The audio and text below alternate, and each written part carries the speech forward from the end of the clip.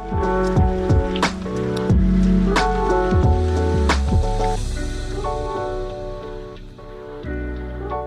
my name is Matthew Pfeiffer with mattpfeiffercoaching.com. Welcome to my YouTube channel. On this channel, we create videos and content about toxic, narcissistically abusive relationships. And we also talk about self-development and emotional intelligence. And if you have a question that you want me to answer, make sure you send it to justaskmatt@mattpfeiffercoaching.com. Again, that is justaskmatt@mattpfeiffercoaching.com. Just make sure you keep that email 2 to 3 paragraphs max and be very direct and to the point of what your question actually is. If it's too long, if it's too lengthy, unfortunately, I will not be able to get to it. Also, make sure you hit the bell notification and the subscribe notification so you're notified each and every time we upload a new video. I upload new videos on this channel 5 days a week, Monday through Friday. And this channel is now sponsored by BetterHelp. And if you need help, if you are going through a situation with a toxic person, or maybe you're in a situation and you're not sure if you should stay or if you should go, make sure that you choose BetterHelp. You can go down to the link in the bio. And when you use the link in my bio, you'll get 15% off your first month of online therapy with BetterHelp. With all that being said, let's get into today's topic. So today's email comes from a person who is struggling because they are co-parenting with someone who's toxic. And if you have followed my channel, if you follow my journey for a while, you know that when we have a narcissist, quite often there is a golden child and there is also a scapegoated child. And unfortunately, in this situation and in many situations, this is actually more common than what people think. The scapegoated child oftentimes gets bullied, not only by the narcissistic parent, but quite often the golden child might also participate in it as well. So let's break this email down. Let's see if we can help this person out and see if we can provide some assistance. And if you're going through this, maybe it'll provide some assistance for you as well. So this email reads, "Hey, Matt, my 2 kids are 16 and 15. The older girl is the golden child and my younger son is the scapegoat. What do I do as a mom when I'm made aware that the golden child joins in with the toxic parent and the step parent to harass, bully, and abuse the scapegoat? My immediate emotional reaction is to shut her out, even though as a parent, I know that's not the right thing to do. I'm lost." So you're correct. Shutting her out is not the right thing to do. One of the things, and here's the reason why it's not the right thing to do.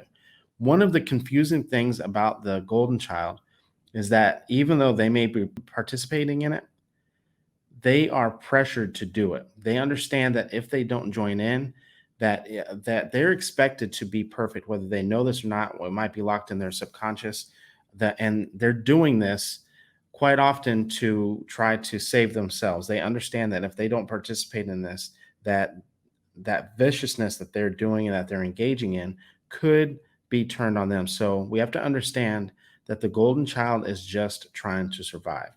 One of the things that people don't understand about the golden child, and it gets very confusing, is that they feel the same level of anxiety and stress and everything that the scapegoat does. It's just very, very different. There's a lot of pressure for the golden child to remain perfect, and if they don't, then all of a sudden they experience a lot of viciousness from the toxic narcissistic parent. And in this situation is a lot more common. So I don't know how bad this actually is when you're talking about the behavior. So assuming that there's no physical abuse and that sort of thing, we have to understand that when you have the children, it is very, very important for you to structure and for you to provide structure and boundaries and create a safe place for the scapegoat and for the golden child to talk and express themselves. They need a place where they can come, and obviously if they're talking to you about these things, obviously they do feel safe. I would also encourage layers of therapy as well. I would encourage to get your child their own therapist. But one of the things that we have to understand about this situation, especially if it either gets worse or if it's already bad enough, your child's not young. Right? I don't know what state you're in, that sort of thing. What happens through this process, and the reason why I say that we want to create a safe space for them, for them to talk and for them to communicate, is that at 15 years old, your son might decide that he doesn't want to go back anymore. And that day is probably going to come sooner rather than later, where you tell your kids, "Hey guys, it's time to go back over to your dad's," and your child says, "I'm not going back." So I would be very proactive and having a conversation with your lawyer. And I would talk to them about the things that are going on. I would notate everything, I would document everything.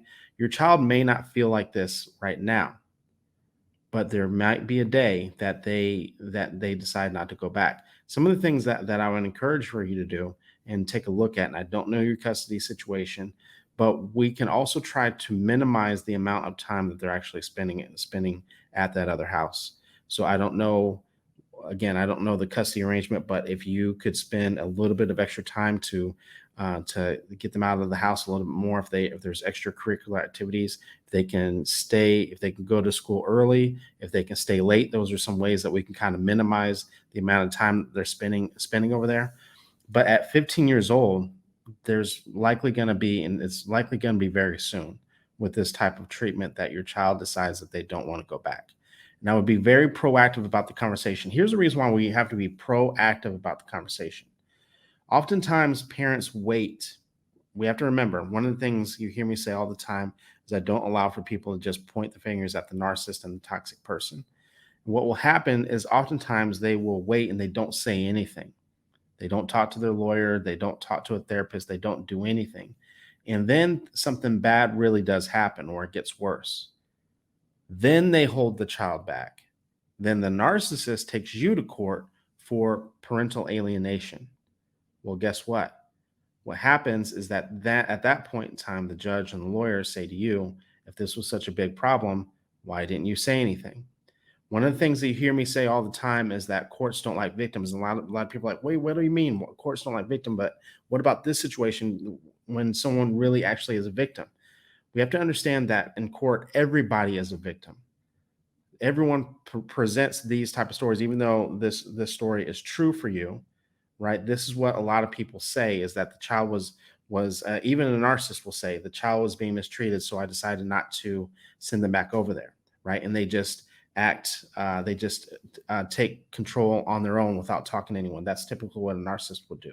So we want to be proactive. We want to show the courts that you're doing this in a mature way. I tell people that court loves the person who's making adult decisions.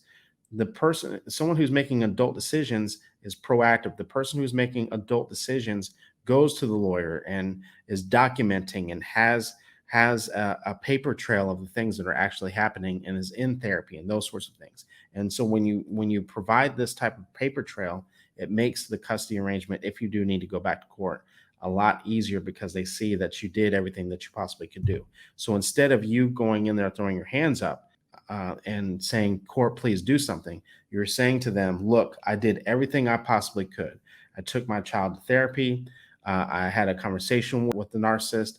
I did this, I did that, and there was nothing else there's nothing else I can possibly do. We need to remove the child from the home, or we need to rearrange the custody situation here. So thank you very much for writing in. Anyone else who has a question, make sure you send it to justaskmatt@mattpfeiffercoaching.com. Again, that is justaskmatt@mattpfeiffercoaching.com. Make sure you keep that email 2 to 3 paragraphs max, and also be very direct and to the point of what your question actually is. If it's too long, if it's too lengthy, unfortunately, I will not be able to get to it. With all that being said, thank you very much, and I will see you in the next video.